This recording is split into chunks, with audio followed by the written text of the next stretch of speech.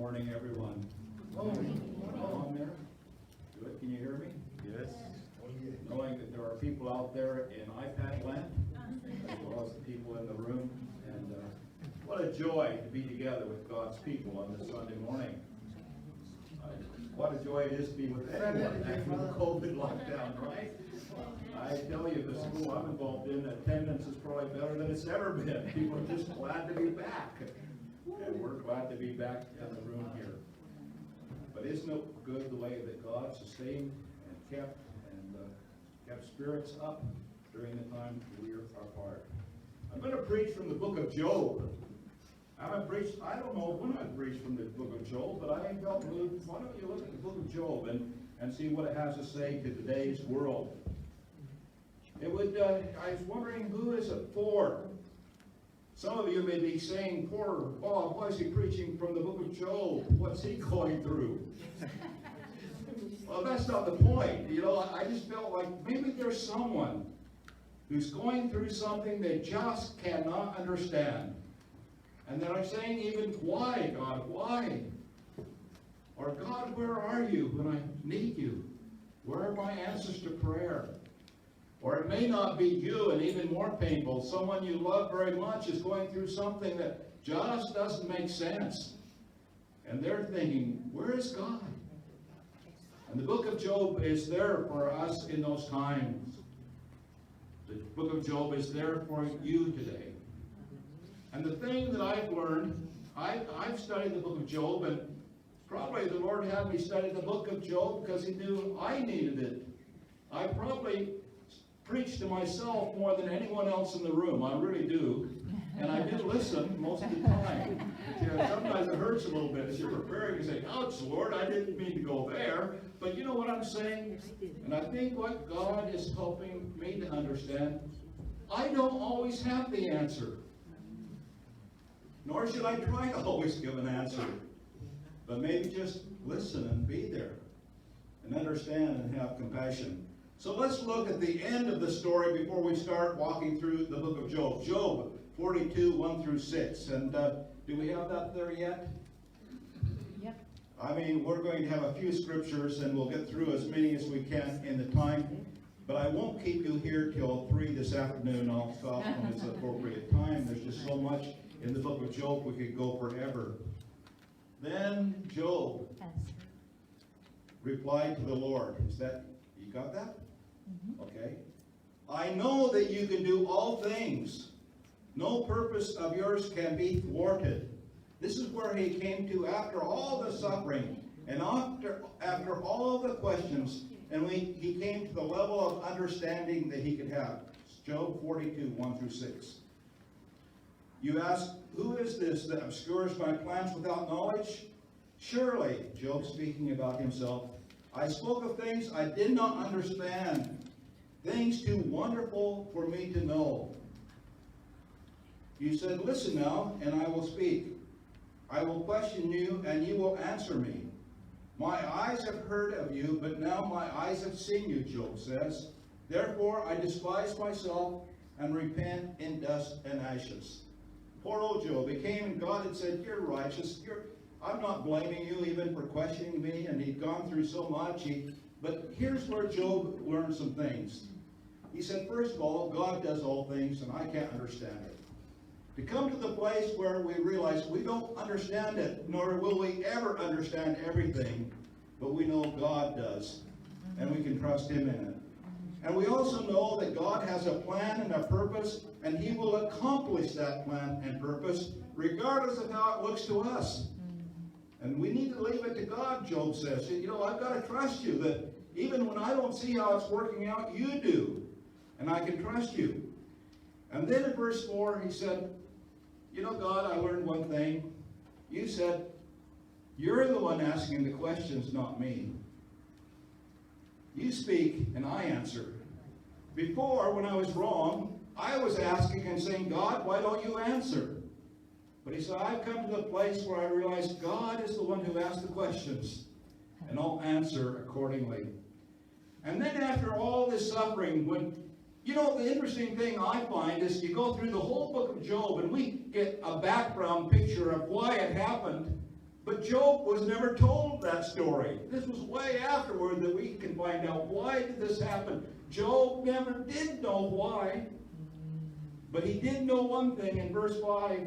My ears had heard of you, but now my eyes have seen you. He said, man, I see God in a new way. He got me through a tough time. He never gave me the answers, but we're here. I survived with the grace of God. And I have seen God in a way that I had never seen him before. Sometimes after an extreme illness or casualty in your life or something that just reversed everything and you thought you could hardly hang on any longer, later you say, hey, I saw God. I don't get it all, but I saw God in a very special way. Now, this is a problem for me in verse 6 in the English. Therefore, I despise myself and repent in dust and ashes.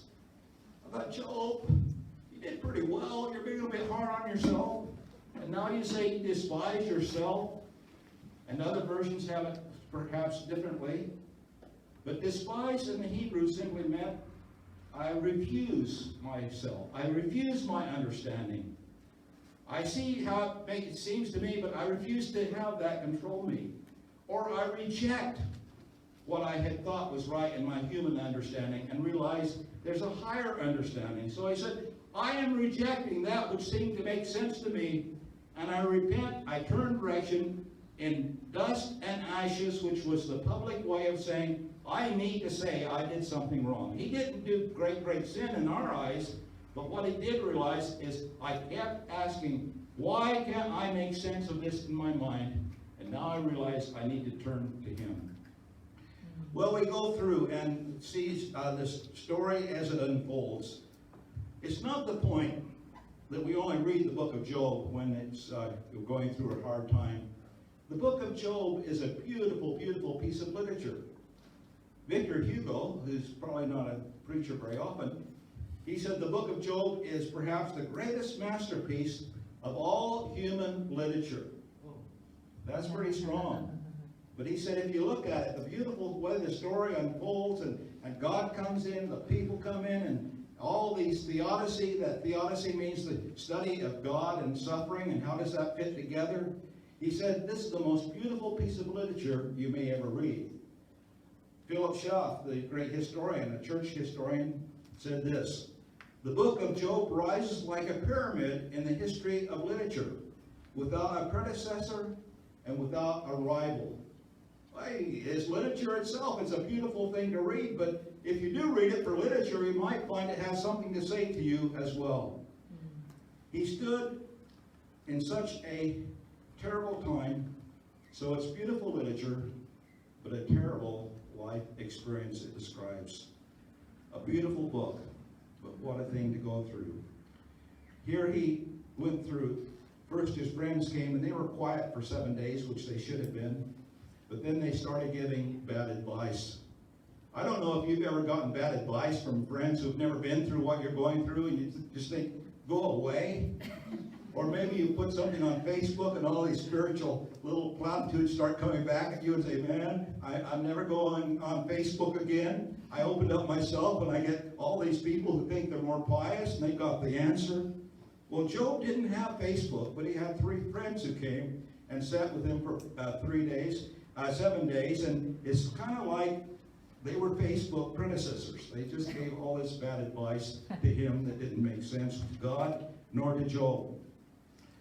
A beautiful book, but what a story. Job, he lost everything. He lost everything he had worked for, all of his wealth. I don't know if you've had a financial reversal, but it's not a pleasant thing. It's you trust God, but you say, well, I worked hard for that. He lost his children. And that'd be a grief that I don't know how you would contemplate. 7 and 3 is about 10 kids. He lost them all in one time. Grief came into his life. And then after Satan said, well, he's just staying with you because you kept his health, God allowed him to lose his health. And he was in terrible pain. He lost his comfort.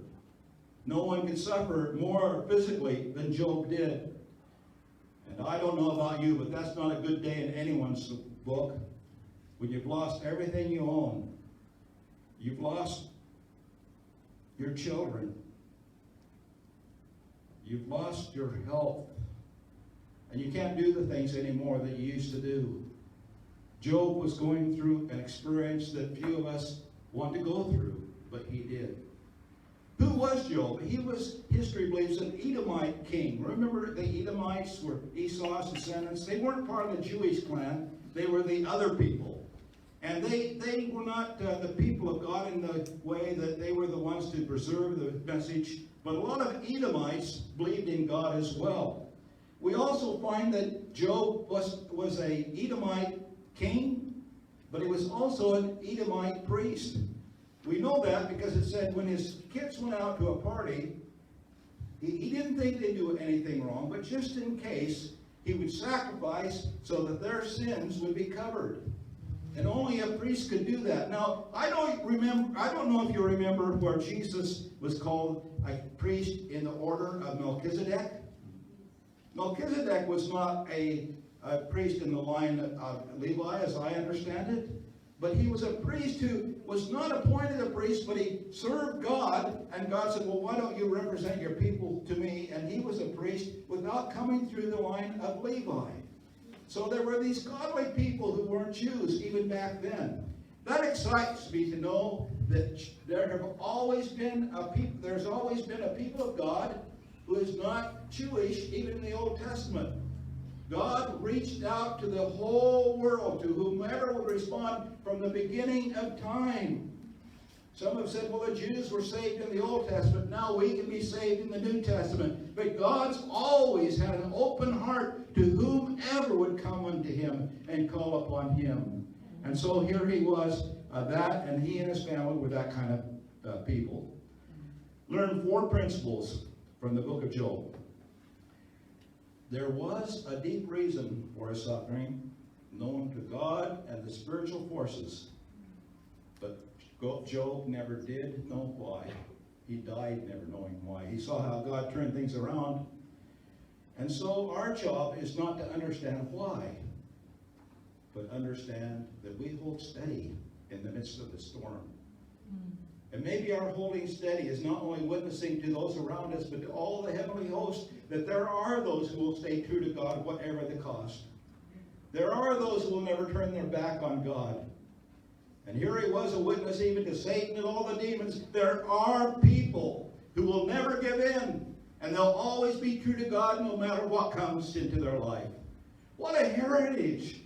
What a witness. Not to say, hey, everything went well for me all my life. And I even look at some pastors on TV who say, you serve God and you send me some money and you'll be so blessed. And Job said, I tried all that, and look, it didn't really work that way. Serving God sometimes has a cost. Serving God sometimes allows suffering to come into your life. But serving God is worth it. Amen. For you're a part of the heavenly battle between good and evil, and you're showing that good can win. Amen. It is worth it to serve Jesus. Secondly, not only was there a reason known to God, it wasn't just happening and there was no reason. But secondly, loss is not a sign of sin or wrongdoing. That's so strong in the book of Job. You could lose everything, but it doesn't mean you've done anything wrong. You could lose your health, and it doesn't mean you're... Some people say, well, you're sick. Well, who sinned? The man born blind, and Jesus healed him. The disciples said, Jesus, now who sinned? He or his parents? That was even a common understanding there then in the Jewish world. Well, if things are going bad, you must have done something wrong. And Jesus said, oh, neither, but this is really bringing about God's glory. He didn't mean just a chance to show how I healed this person. He meant there's more going on here in God's glory than you ever understand. And then I note, thirdly, that Job got to a low point where after listening to the wrong friends, he began to ask a few questions. God, why? And he should have been saying, God, how do I work through this? And who do I turn to? But he was listening to the wrong voices. But I note that even then, God did not condemn him and say, oh, you sinful person. He allowed Job to be human and say, why, God? Why? And later he got the answer, you'll never know why, but I love you anyway. And so we find that Job was not seen as sinful when he called out to God. Now, I believe very strongly that this was God's permissive will for Job, but it was not what God really wanted for Job. Some people say, oh, God brought this into my life. Well, he allowed it into your life, but remember there was Satan who was accusing and saying, I want to get into his life. And he's okay, that far, but no further. But he allowed it to happen, but he did not cause it to happen. And remember that when Job was under attack, he was not under attack, but God and his purposes were under attack. And he just happened to be the one that had to hold steady in the middle of it. It wasn't about Job. It was about whether people can stay true to God or not, even then it's a really bad things. I have learned this, and I've already alluded to it. Let's stop pretending. That's so clear in the book of Job, that we have all the answers. Christians are famously known for that by people outside of faith.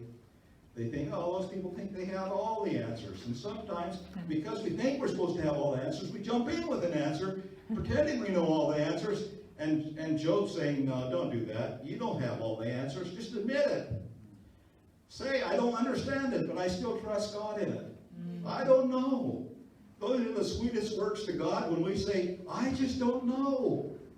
But I know God's working. I don't know how, but God is working. So in our counsel to others, don't try to give answers all the time. You don't have them. You may have them sometimes, but not always. Secondly, when you're witnessing to non-Christians, it's okay to say, I don't know. But I've experienced God and it's still okay with me. I don't have to have all the answers to trust God. And I'm not a guru. I'm not someone with all the answers.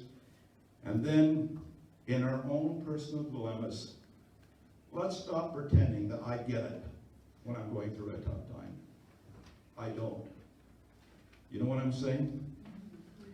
But you know, if we hold steady, we can come out the other end and we can say honestly, I know God better. I had heard about him. But now, when I saw how he stuck with me, even when I almost went under, I have seen the Lord. I have seen God in a way I never saw him before. I've seen God in a way that I could have never seen him without the hard time. I am stronger and better because I saw God. I'll never understand it, but it won't matter because I saw God. James Deal, our former general superintendent, said, you know, when you've got a really bad experience where you even have trouble forgiving and you don't understand how these things came at you and you didn't respond, you didn't know what to do, and there's a terrible memory in your mind, you've been hurt terribly. He said, in time, under the grace of God, the memory will still be there, but the sting is gone under the grace of God. Can we get to that place where we're forgiving because the sting is gone? We still remember what happened, but it doesn't matter anymore because of the grace of God. I love that thought. That's true of Job. When he came out, he still didn't understand, but he had peace. I was preparing this message, and we had some music on the TV thing we rigged up to try to play hymns without paying too much, you know, that kind of thing. They're free. We make sure we get free ones. Legal. Everything's legal, but most of the things that we like to hear are not new enough to be too worried about copyright. You know how it is. And the song came on just right at the wrong time. Further along, we'll understand why. Further along, we'll know all about it. And I thought, oh, they didn't read the book of Job. But it does say that when we see Jesus, will understand. I'd like to change that a little bit in my own thinking. I would like to say, when we see Jesus, those things won't even matter anymore. He's so much brighter than our suffering.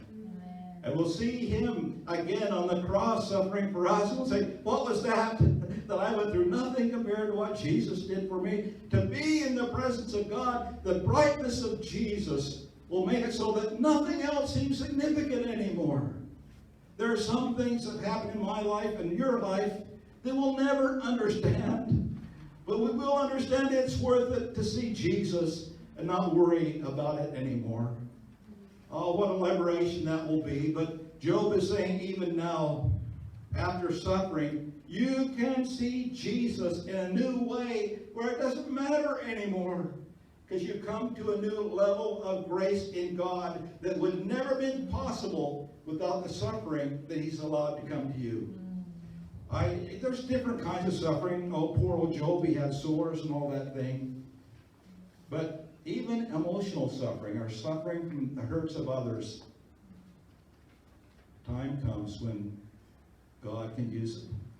I was going through my first little, well, not little, kind of thing in ministry that I thought was more than God should allow anyone into anyone's life. Just wasn't quite what God had called me to and experience. And I read Leadership Magazine. I may have shared this before because it made such an impact on my life. It said no one can be a mature Christian leader. And this would be a mature Christian as well. No one can be a Christian mature leader until they've been totally broken and then allow God's grace to heal them up again. It said, unless you're coming out of healed brokenness, how can you reach out to a broken world? I thought, well, God, I don't mind the healing part. The brokenness part's not very nice. And that's what Job was saying. But, you know, in it, I look back and realize what God did in my life through every experience that we've ever been through. And you do the same.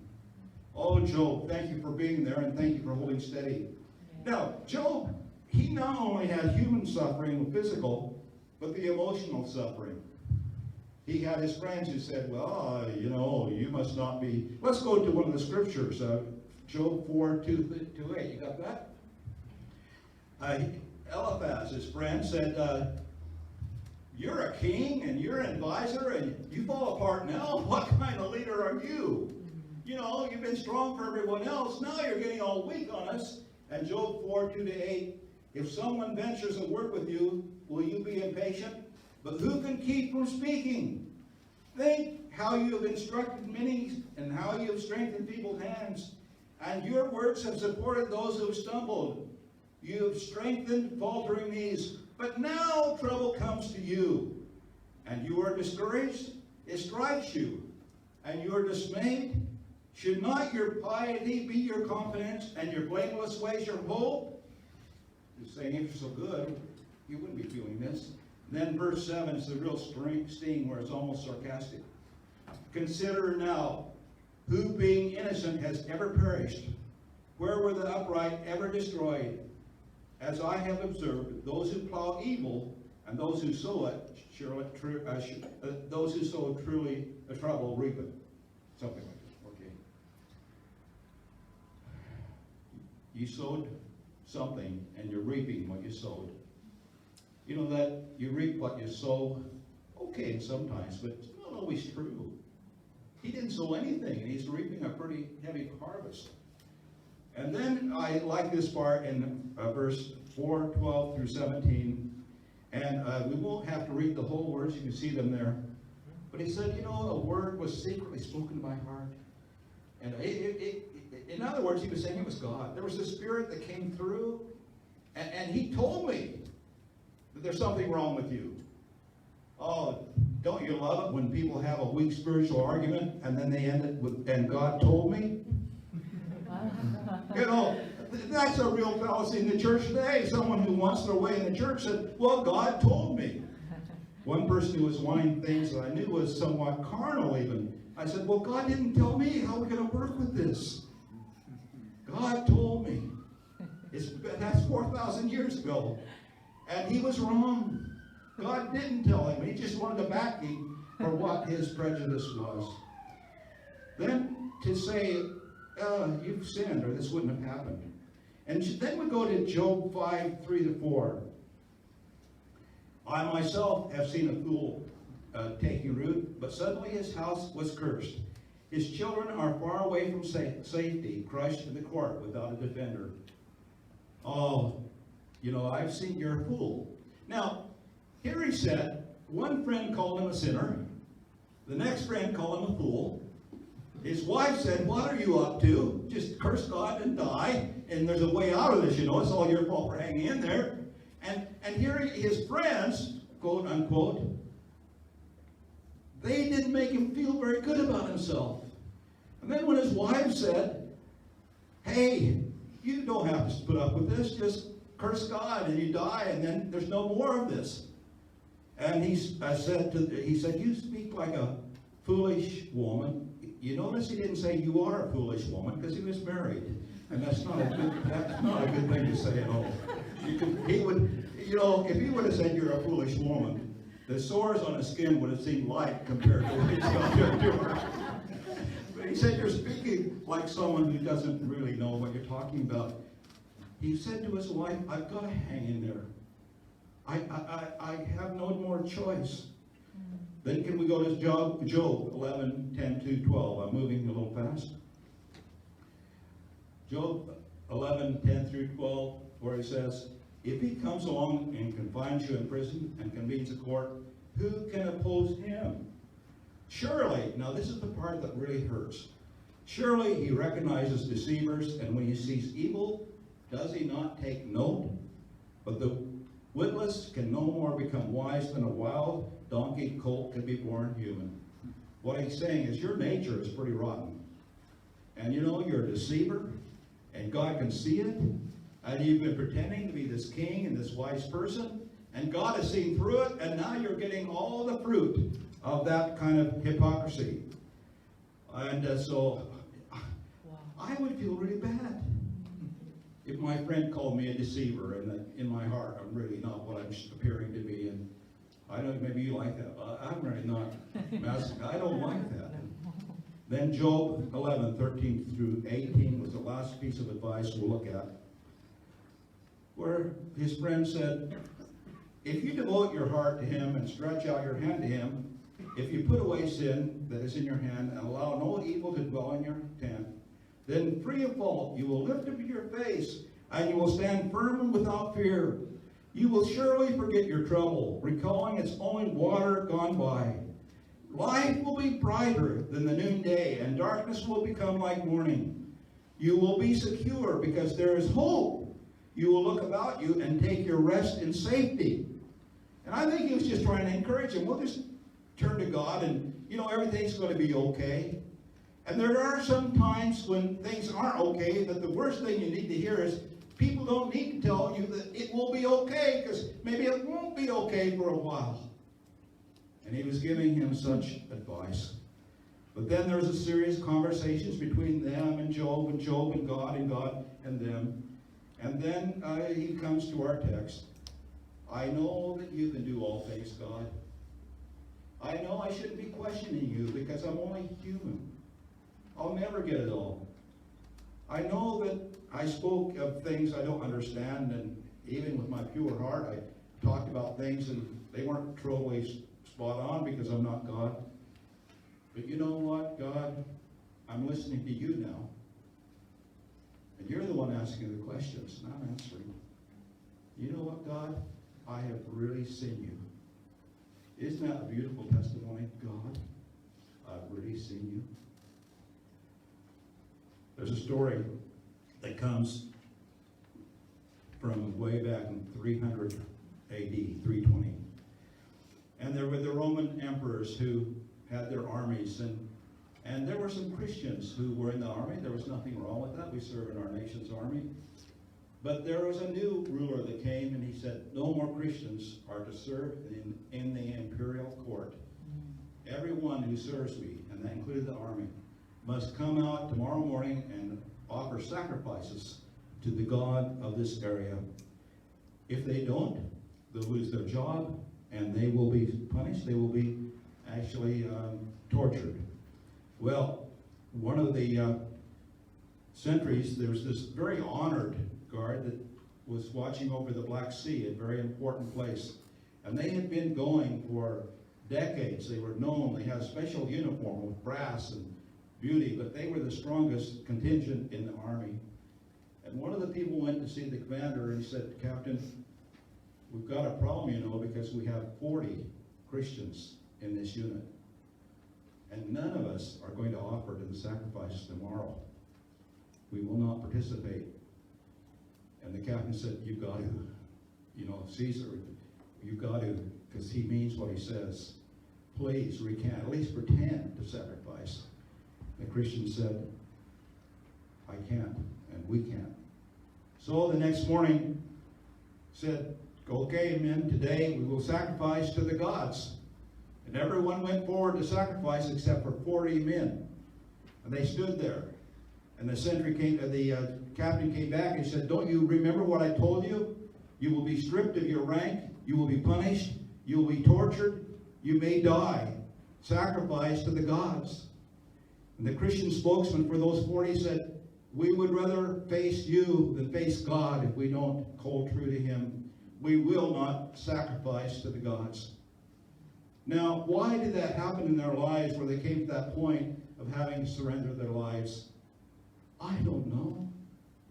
Maybe there was another conversation in heaven where Satan said, "I see those 40 soldiers who are holding out and being true to you in the midst of those pagan people in that army. I know that if they face death, they'll turn their back on you." And God said, "Oh, I think I know them better than that." Until they go down through history as a model of total commitment, that whatever the price, we will be true to God. Well, it was time, and so he said, "I've got to punish you." And they said, "Punish us." And he kept threatening with things, and it didn't put them off. So finally he said, it was the middle of winter, the Baltic Sea in that area, and he said, "What I'm going to do is tonight, I'm going to march you down, I'm going to strip you of all your clothes, and you'll go up to your neck level in that freezing water, and you will stay there through the whole night." Well, they all knew that that was going to kill them if they stayed there all night. They went down, and the army took them down, and then they left one sentry to watch over them. But he said, "Guys, I like you. You've been true to me. I don't want to do this. And so I have a warm hut up here for anyone who will recant. Just recant. And you come and get warm, and you can be back in the army. Everything will be good again." The sentry who was watching them, it really was breaking his heart because these were his friends. Though they were Christians, they were his friends. And throughout the night, he heard them singing and praising God. And then they called out 49 soldiers dying for God, 49 martyrs who will do it again if we have to. We will die for Christ. Then they sang some more, and the voices started getting fainter as they got colder.